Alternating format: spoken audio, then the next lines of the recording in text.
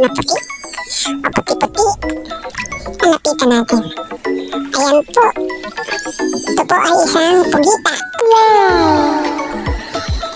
Ang pagkuha po nitong pugita na to ay lilinisan natin yung mga nakaharang sa kanya, tapos kikilatiin lang natin yan para hindi tayo mahirapan sa pagkuha sa kanya. Kasi pagka pinatay natin yan dyan sa loob ng butas at namatay siya dyan, hindi na natin yan makukuha. O makukuha natin pero gutay-gutay na yan, panigurado pag nakuha natin. Kaya ang gagawin dyan ay kikilitiin natin hanggang sa mapalabas natin dyan sa butas.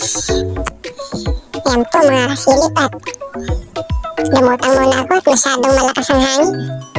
Nakatali kasi yung bangka sa aking baywang eh.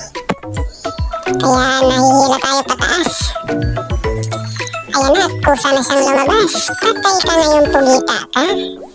Aadobuhin ka ngayon. Medyo malaki